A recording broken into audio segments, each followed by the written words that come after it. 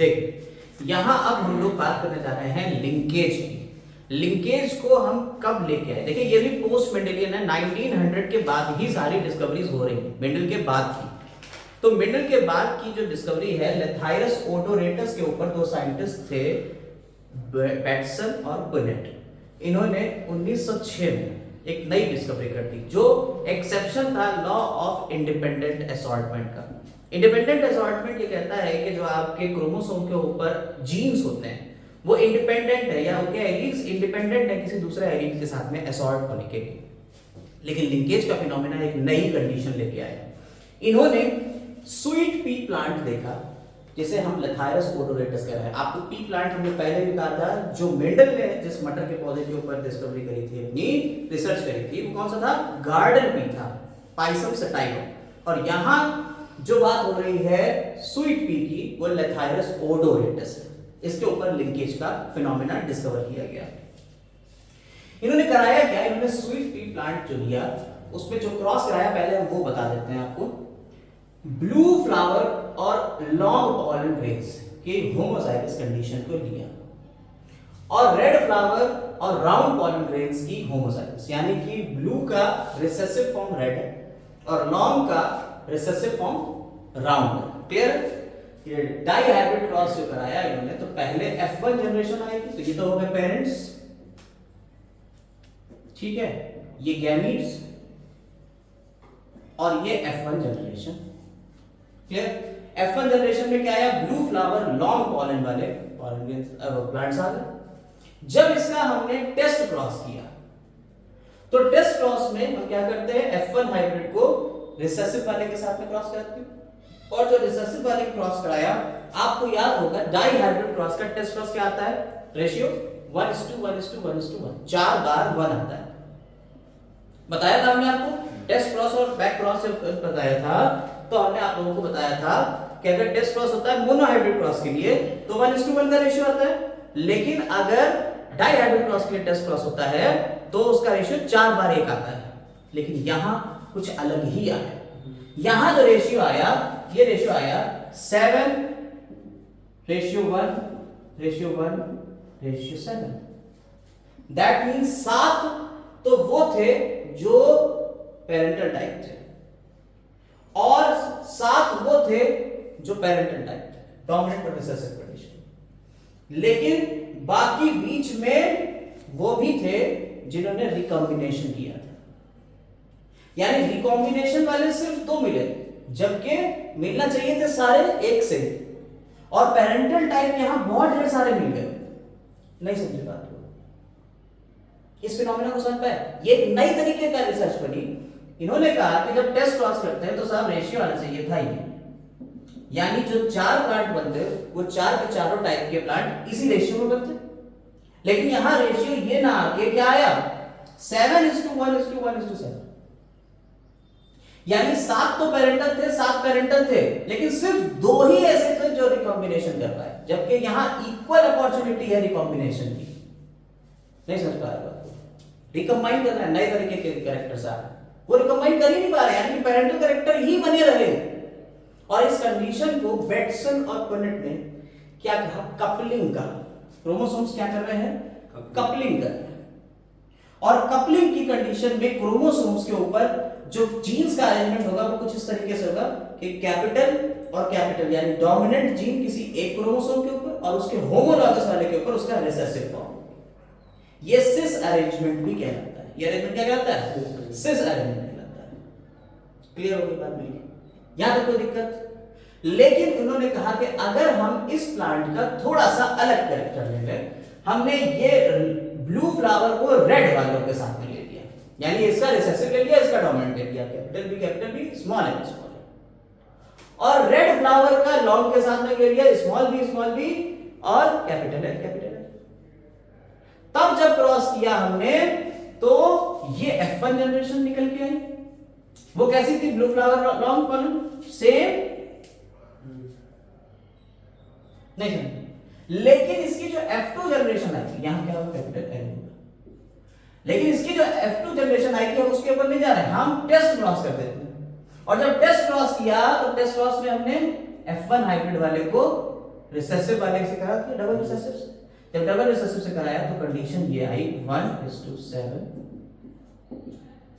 यानी इसमें हमने ये वाले कैरेक्टर देखे कि ये पेरेंटल लिए थे तो यही कैरेक्टर दिखे, और ये दो नए बने होंगे वो कैरेक्टर कम मिले, यानी ब्लू राउंड 7 मिले, रेड लॉन्ग 7 मिले, और बाकी क्या मिले, ये वाले कैरेक्टर मिले। जैसे यहां पे blue flower round pollen grain कितने मिल रहे, सिर्फ 1 मिल रहा है, यहां उस ब्लू फ्लावर राउंड से शुरू करा था तो यहां 7 मिल गए। आप देख पा रहे हो, समझ पा रहे हो इस बात को? नहीं समझ पा रहे? ये क्रॉस थोड़ा सा उससे अलग। ऊपर देखिए और इसका टेस्ट क्रॉस का रिजल्ट देखिए। टेस्ट क्रॉस का रिजल्ट आना चाहिए था 1:1:1:1:1, लेकिन टेस्ट क्रॉस का रेशियो आ रहा है 7:1:1:7 अगर हम दोनों डोमिनेंट कंडीशन और दोनों रिसेसिव कंडीशन में कराते हैं। अगर एक डोमिनेंट और एक रिसेसिव कराया, एक डोमिनेंट एक रिसेसिव कराया, तो उसका टेस्ट क्रॉस का रेशियो आया 1:7:7:1, यानी वो वाला तो सीक्वेंस ही नहीं आ पा रहा है दोनों ही कंडीशन में, ये तो फॉलो ही नहीं हो रहा है, ये रूल ही नहीं फॉलो हो रहा है, जबकि ये होना चाहिए था मेंडल के अकॉर्डिंग।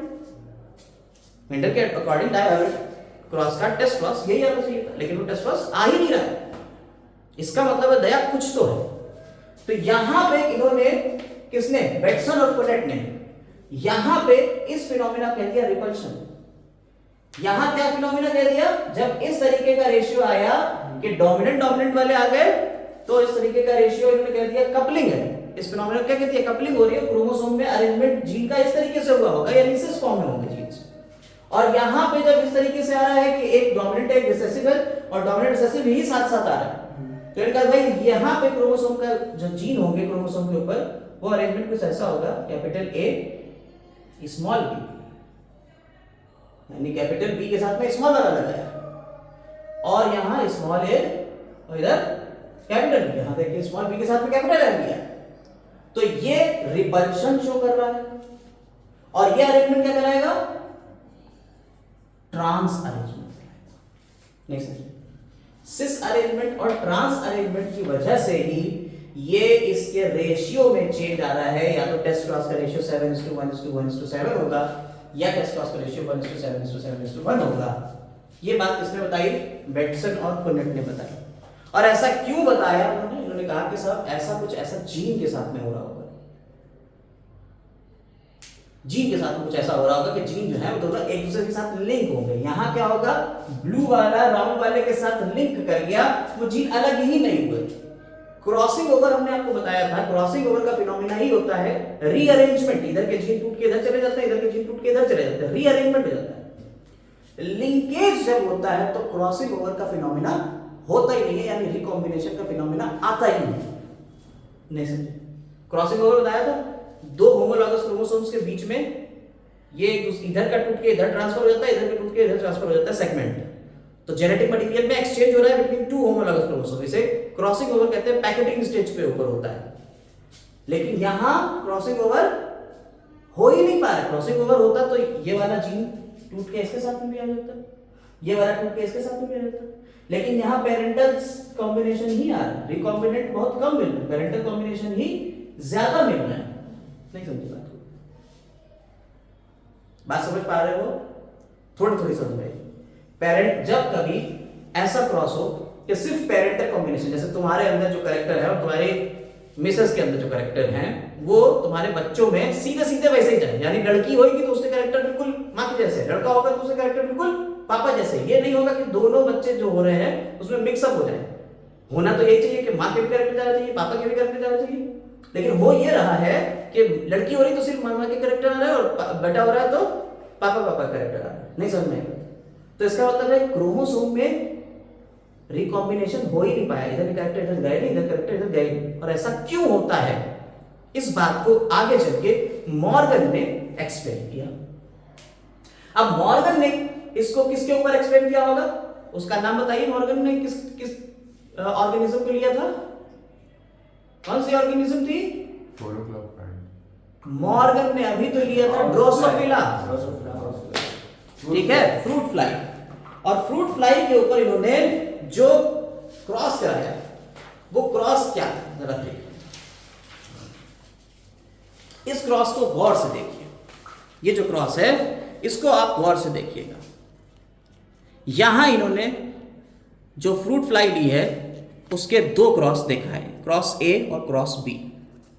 और फ्रूट फ्लाई के बारे में हम आपको बता चुके हैं, पूरा सही से एक्सप्लेन कर चुके हैं कि फ्रूट फ्लाई में कितने क्रोमोसोम है, एक्स वाई कैसे पता चलेगा। जहां यह टिल्टेड है ये वाई है। इसके दो वैरायटी, एक फीमेल और एक मेल लिया है, उनके बीच ही क्रॉस होगा।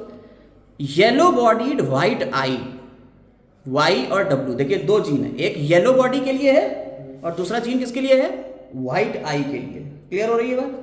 ध्यान से देखते रहिएगा इसको, बिल्कुल एक एक पॉइंट पे क्लियर होना चाहिए ये पॉइंट। अगला इसका वाइल्ड टाइप लिया, यानी कि उसका जो वाइल्ड वैरायटी होगी, जो मेन वैरायटी है डोमिनेंट वाली, वो वाली ले ली। ठीक, इसका क्रॉस इससे कराया। जब इसका क्रॉस इससे कराया तो F1 जनरेशन आई और F1 जनरेशन के बाद इन्होंने F2 जनरेशन बनाई। जब F2 जनरेशन बनाई तो देखिए उसमें पेरेंटल टाइप कॉम्बिनेशन कितना मिल रहा है, 98.7%, और रिकॉम्बिनेंट कितना मिल रहा है, 1.3%। दिख रहा है? कोई दिक्कत इसमें नहीं। यानी क्रॉस कहां से चल रहा था, क्रॉस चला था येलो बॉडीड व्हाइट आई, दो जीन लिए थे और इनके बीच जब क्रॉस कराया तो क्रॉस कराने में हमें जो F2 जनरेशन उसमें पेरेंटल टाइप मिला 98%, यानी ज्यादातर तो सारे पापा के ही जैसे थे या मम्मी के ही जैसे थे, पेरेंटल थे। और नया कॉम्बिनेशन कितना मिला, सिर्फ और सिर्फ 1.3%। क्लियर हुई बात? बोलो, यहां तक क्लियर है? ये क्रॉस ए पूरा क्लियर हो गया। अब क्रॉस बी के ऊपर आते हैं और क्रॉस बी को फोकस करते हैं। इसमें हमने जो क्रॉस कराया है, फीमेल ली है W और M। W मतलब वाइट आइड और M मतलब मिनिएचर, उसका साइज लिया है छोटा। ठीक है, उसकी आंखों का कलर लिया है क्या, W वाइट, और उसका बॉडी का साइज क्या लिया है, मिनिएचर। और इनके ही वाइल्ड टाइप के बीच में क्रॉस करा दिया, मेल ले लिया वाइल्ड टाइप इसका।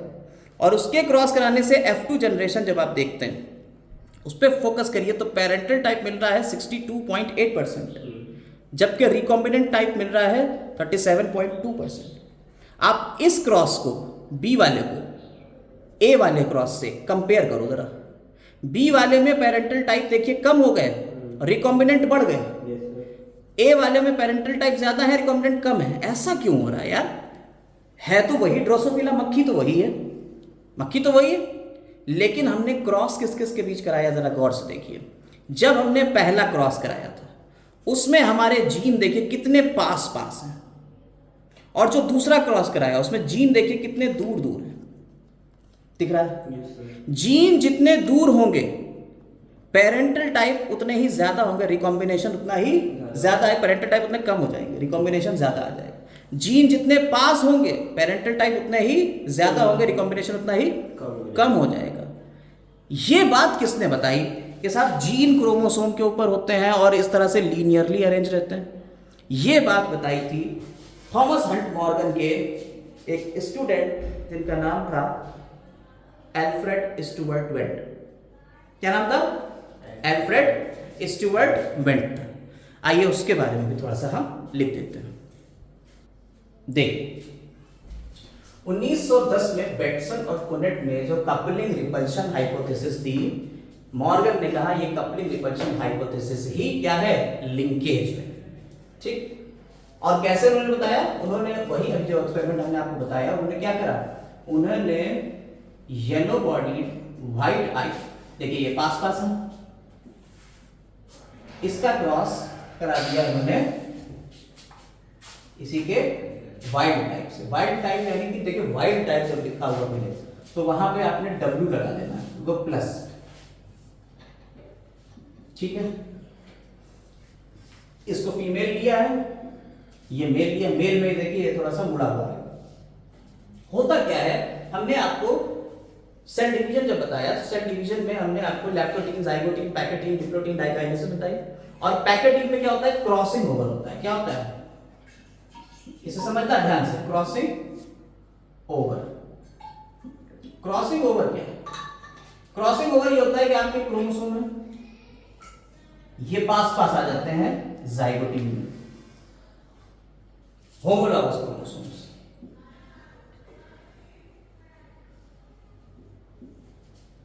होमोलॉगस क्रोमोसोम है, ये आसपास आता है, बिल्कुल पास पास। इसका एक क्रोमैटिड जो है और इसका एक क्रोमैटिड कुछ इस तरीके से एक्सचेंज होता है, बिल्कुल ऐसे ही होगा। और इधर वाला जो जीन था, मान लीजिए इसके ऊपर जीन ये था, इसके ऊपर जीन ये था, तो इधर वाला जीन टूट के इधर चला गया, उधर वाला जीन टूट के इधर आ गया। समझ में आई बात यार? इसे क्या कहते हैं? Crossing over. आप इस बात को बहुत ध्यान से समझ सकते हो। क्रॉसिंग ओवर कब हो रहा है? जब इस और इस जीन के बीच में डिस्टेंस ज्यादा है। अगर ये दोनों जीन कुछ ऐसे होते,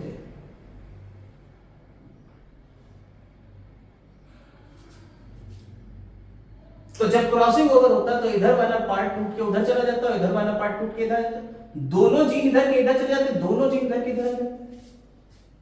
यानी ये दोनों जीन एक दूसरे के साथ साथ रह रहे, कैसा हम नहीं जाएंगे अलग। क्यों? क्योंकि हमारे बीच की दूरी कम है। बोलो, जीन्स जो है वो दोनों एक दूसरे से सेपरेट ही नहीं हो पा रहे हैं। क्यों नहीं हो रहे हैं? क्योंकि दोनों जीन एक दूसरे से बिल्कुल सटे हुए हैं, पास पास हैं। बोलो, यहां तक समझ में आया? जीन का पास पास होना ही कहला है लिंक्ड जीन। ये दोनों जीन एक दूसरे से क्या है?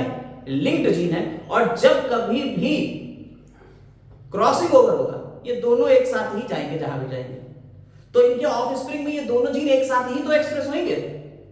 नहीं समझ में आई बात? आप ये बात समझ में आई? जब लिंक होंगे जीन, तो जब बच्चे में आएंगे तो दोनों जीन एक साथ ही तो आएंगे। यानी कि अगर ये टॉल है और ये राउंड है, मान ये डॉर्फ है और ये राउंड है, सॉरी रिंकल्ड है, तो जो इसका बच्चा होगा वो टॉल और राउंड ही तो होगा हमेशा। इसके बच्चे होंगे तब भी वो हमेशा टॉल राउंड होगा, उसके बच्चे होंगे तो भी हमेशा टॉल राउंड। क्यों? वो रिकंबाइन कर ही नहीं पाएंगे। क्यों? जीन टूटेगा ही नहीं आसपास से। और अगर ये यहां ये होता तुम्हारा टॉल और ये होता राउंड, और ये होता डॉर्फ और ये होता रिंकल्ड, तो यहां रिकॉम्बिनेशन होता, तो हो सकता है ये वाला टूट के इधर आ जाता और ये वाला टूट के इधर चला जाता। तो इसके बच्चे कैसे होते हैं? टॉल रिंकल्ड और डॉर्फ राउंड। नया रिकॉम्बिनेशन आ जाता, रिकॉम्बाइन कर जाते। बोलो, रिकॉम्बाइन कर जाते हैं।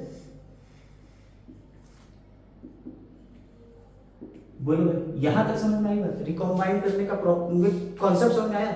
रिकंबाइन करने का कॉन्सेप्ट है due to crossing over.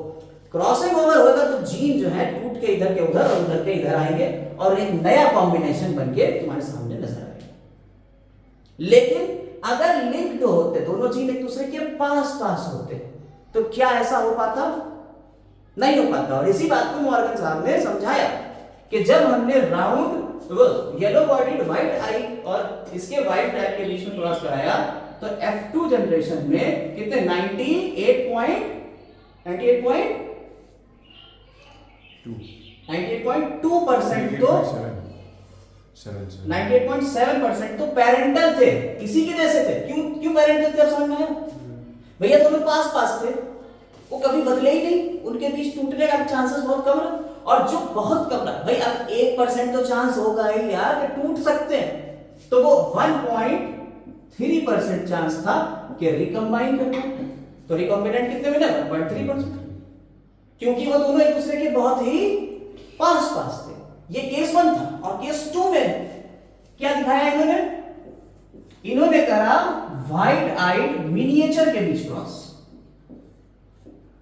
Miniature यानी कि उसके शॉर्ट विंग्स हैं, छोटा हाइट है, उसकी लंबाई कम है, और इन दोनों के बीच दूरी ज्यादा।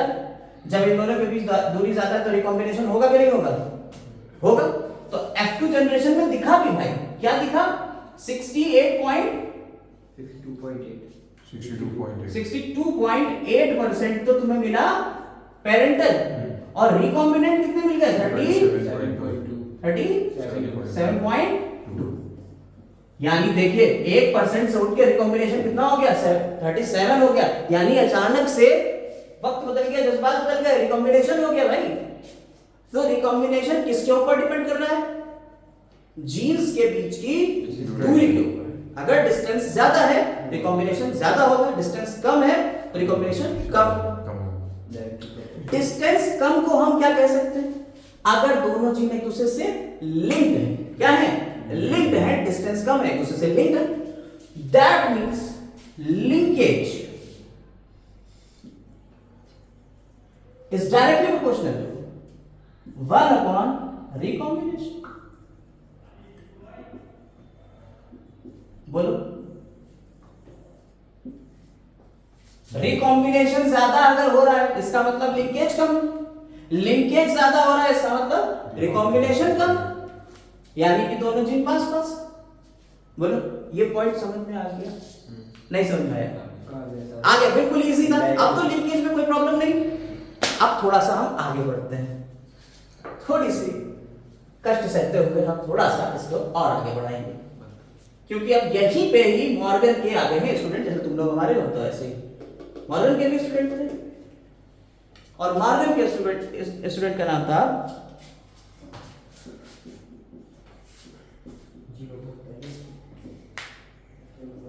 Stuart went. ठीक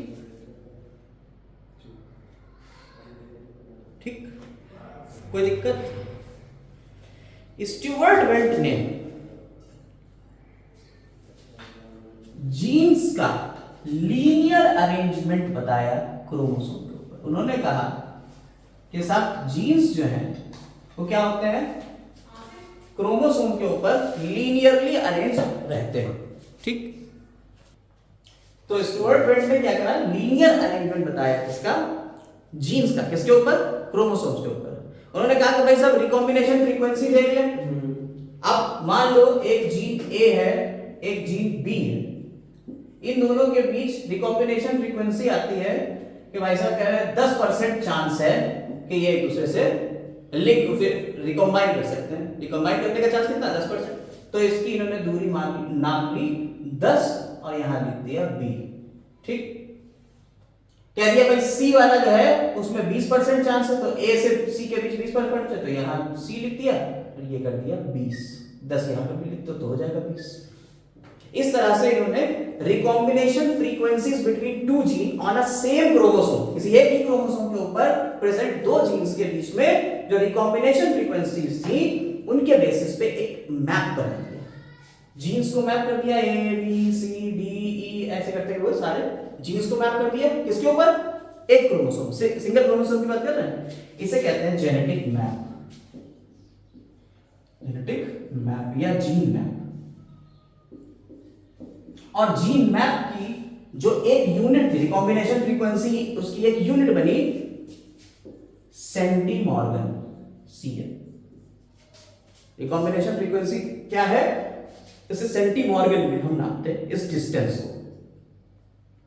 मॉर्गन अपने टीचर को इन्होंने श्रेय दे दिया, किसने, स्टुअर्ट वेंट ने, कि भाई साहब क्या है, जो यहां पे इसके बीच मिनिमम डिस्टेंस है ना, जैसे आपका स्केल होता है, एक स्केल में मिनिमम डिस्टेंस नापते हैं ना, मिलीमीटर सेंटीमीटर, तो इन्होंने भी इसका स्केल पूरा बना दिया है। तो इसके स्केल में जो एक सेंटीमॉर्गन थी, वो एक सेंटीमॉर्गन किसको रिप्रेजेंट कर रही है, 1% फ्रीक्वेंसी को, 1% फ्रीक्वेंसी, यानी 1% चांस है कि इन दोनों के बीच क्या होता है, रिकॉम्बिनेशन होता है।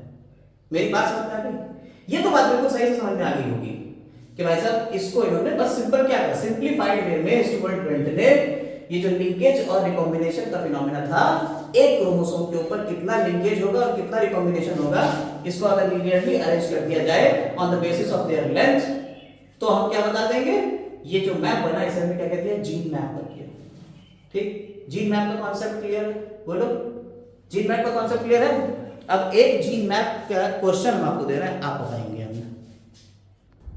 देखिए क्वेश्चन आपको यहाँ पे लिखा हुआ दिख रहा होगा, the crossing over value of gene A and B is 5%। आपको क्रॉसिंग ओवर वैल्यू दे दी है। क्रॉसिंग ओवर वैल्यू का मतलब होता है रिकॉम्बिनेशन फ्रीक्वेंसी, इसी को ही हम रिकॉम्बिनेशन फ्रीक्वेंसी भी कहते हैं। Crossing over value of gene A and B is 5%, while crossing over value of genes B and C is 50%. The possible sequence of 3 genes on chromosome is, तो हम लोग जो क्रोमोसोमल मैप की बात कर रहे हैं, जो क्रोमोसोम के ऊपर मैप पूरा बनाया था, उस पर जीन का सीक्वेंस की बात करी थी, उसी के ऊपर एक क्वेश्चन है कि जीन का सीक्वेंस क्या होगा, अगर ये फ्रीक्वेंसी है तो जीन का सीक्वेंस क्या होगा एक क्रोमोसोम के ऊपर, क्या आप बता सकते हैं? ये क्वेश्चन पिछली बार नीट में भी आया है, इस टाइप का क्वेश्चन।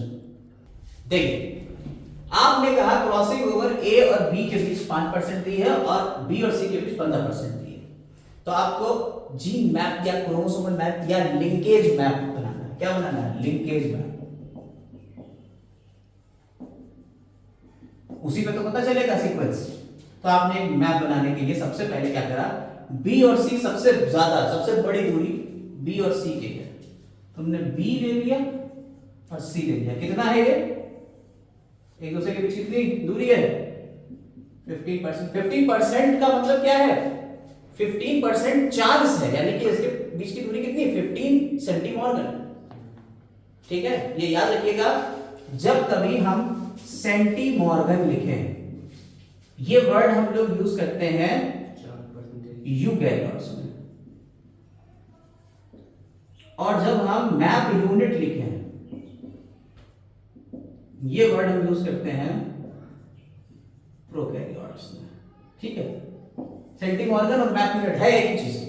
और फ्रीक्वेंसी का मतलब है इन दोनों के बीच की इतनी फ्रीक्वेंसी, इतना परसेंट चांस है या इतनी दूरी। तो बी और सी के बीच दूरी 15 है, और दूसरी दूरी किसने दे दी है? ए और बी के बीच में। तुम ए और बी को कहां रखोगे? यहां रख सकते हो। ए यहां हो सकता है भाई, 5 पे ये रख दिया, बाकी बचा 10 ये हो जाएगा। लेकिन उसने ए और सी के बीच तो कोई बात बताई नहीं, तो प्रोबेबिलिटी ये भी हो सकती है कि सीक्वेंस हो बी ए सी, इस तरीके से सीक्वेंस हो ये है बी ए सी। दूसरी प्रोबेबिलिटी ये हो सकती है कि ए यहां के बजाय यहां भी तो हो सकता है यार, ए यहां पे भी तो हो सकता है, क्यों नहीं हो सकता क्या? तो 5 इधर भी रख सकते हैं। तो दूसरी प्रोबेबिलिटी क्या हो सकती है? A B C. तो आप बताइए इसमें ऑप्शन क्या जाएगा? ए बी सी और सी ए बी दोनों जाएंगे। तो both A and B are correct. बोलो कोई दिक्कत? इस तरह से जीन मैप बनाया जाता है या लिंकेज मैप बनाया जाता है। एक तो पॉइंट और समझ लीजिए, बस फिर ये टॉपिक खत्म हो गया। सबसे पहले अगर आपको कभी ऐसे ही क्रॉसिंग ओवर वैल्यू पूछ रहा हो, यानी कि आपको दो जीन के बीच में पूछ रहा है कि कितनी डिस्टेंस है, और आपको कुछ डेटा दे रखा हो, ठीक, तो फॉर्मूला है crossing over value is equal to number of recombinations upon total number of offsprings into 100। तो आप दो जीन के बीच की रिकॉम्बिनेशन फ्रीक्वेंसी बता सकते हो। इसके ऊपर एक क्वेश्चन भी दे देते हैं, वो आप देखिए। यहां नीचे हमने एक क्वेश्चन दे रखा है, उस क्वेश्चन ये है, in an individual homozygous for gene C and D crossed with wild type and F1 crossed back with double recessive, the sequence of offspring is this। सबसे पहले उन्होंने कहा कि इंडिविजुअल है C और D है, उसका क्रॉस कराया जाता है इसके वाइल्ड टाइप से, और इसका जो ऑफस्प्रिंग आता है उसका करा जाते हैं बैक क्रॉस। और बैक क्रॉस करने के बाद F1 का बैक क्रॉस करने के बाद ये डेटा मिलता है, और डेटा ये मिला है, और इसमें आपको फाइंड करना है the distance between C and D, C और D के बीच में, यानी कि ये क्रॉस था, प्योर होमोजाइगस ये है, और ये इसका वाइल्ड टाइप है, ठीक। इसके बीच कंडीशन है, इनके बीच जो क्रॉस हो रहा है उसका डेटा ये दिया, इनके बीच ये F1 है, F1 का ये डेटा दिया, यानी डेटा ये दिया हुआ है आपको कि वाइल्ड टाइप इतने टाइप के। वाइल्ड टाइप में आपने आपको बताया था जब प्लस प्लस लगाते हैं तो वाइल्ड टाइप होता है। अभी मॉर्गन वाले एक्सपेरिमेंट में भी बता चुके हैं कि उन्होंने येलो बॉडीड व्हाइट आई तक लिया था, तो Y प्लस और W प्लस लिया था वाइल्ड टाइप के लिए। तो बिल्कुल ऐसे ये वाइल्ड टाइप वाले। तो अब इस डेटा से आपको बताना है C और D के बीच का डिस्टेंस कितना होगा, और फॉर्मूला लगेगा ये। कैसे पता लगाएंगे? ये होमोजाइगस है, ये उसने क्वेश्चन में लिख दिया है होमोजाइगस है, ये क्वेश्चन में उसने दे दिया होमोजाइगस कंडीशन। आपको क्या पता चल गया? ये पेरेंटल कॉम्बिनेशन, ये पेरेंटल है, यानी प्लस प्लस वाला पेरेंट है और ये वाला पेरेंट है, और इससे जो बनेंगे नए वो रिकॉम्बिनेंट होंगे। बोलो, यानी कि C प्लस अगर लिखा हुआ तो कैसा है? रिकॉम्बिनेंट है। अगर D प्लस लिखा हुआ है तो क्या है? रिकॉम्बिनेंट है, क्योंकि हम तो क्रॉस यहां से लेके चले। अरे याद आया कि नहीं आया? रिकॉम्बिनेंट समझ में आया या नहीं? देखो कैपिटल टी स्मॉल टी के बीच क्रॉस कराया। जब इसके बीच क्रॉस कराया तो आया कैपिटल टी स्मॉल टी, ये क्या था? हाइब्रिड था, रिकॉम्बिनेंट था। जब इसका क्रॉस अगर हम इससे कराते हैं, बैक क्रॉस कराते हैं किसी से भी, तो अगर capital T small T capital T small T मिल रहा है तो इसमें हम हाइब्रिड बता सकते हैं कौन सा है? ये हाइब्रिड है। Yes sir. और ये पैरेंटल है, यानी यही तो रिकॉम्बिनेंट था। यानी जो दो अलग अलग वाले होंगे वही तो रिकॉम्बिनेंट होंगे। ये तो नॉर्मल है। फॉर्मूले में हमें रखना है नंबर ऑफ रिकॉम्बिनेंट्स। आप ढूंढिए इसमें नंबर ऑफ रिकॉम्बिनेंट कितने हैं। ये रिकॉम्बिनेंट है, ये रिकॉम्बिनेंट दो ही तो है। तो नंबर ऑफ रिकॉम्बिनेंट आप रखिए कितने होगा ये दोनों मिला के? 200। आपने रख दिया 200 divided by total number of offsprings. Total number of offspring कितनी है? 4। काउंट करिए जल्दी से बताइए। नहीं 2200 2000 करीब होंगी। 2200 के आसपास 2000 into 100 is equal to crossing over value. Crossing over value ही तो बताती है कितने डिस्टेंस है। यही तो रिकॉम्बिनेंट फ्रीक्वेंसी है। क्रॉसिंग ओवर वैल्यू कह दो, रिकॉम्बिनेशन फ्रीक्वेंसी कह दो, मैप यूनिट कह दो, सब एक ही चीज है। इसी फॉर्मूले से निकलेगा। कितना आ गया? 1 0 और बढ़ गया, ऊपर बचा 1 0 है ना? कितना आ गया? 10 आ गया। आंसर आ गया। 10 मैप यूनिट यानी सी और डी के बीच डिस्टेंस कितनी है? 10 आई है क्या? कितना सा था क्वेश्चन? समझ में आया? लिंकेज समझ में आ गया। लिंकेज का फिनोमेना क्या है? दो जीन्स का एक साथ linking together is called linkage. उसके बाद लिंकेज को बताने के लिए स्टुअर्ट बेंट ने क्या करा?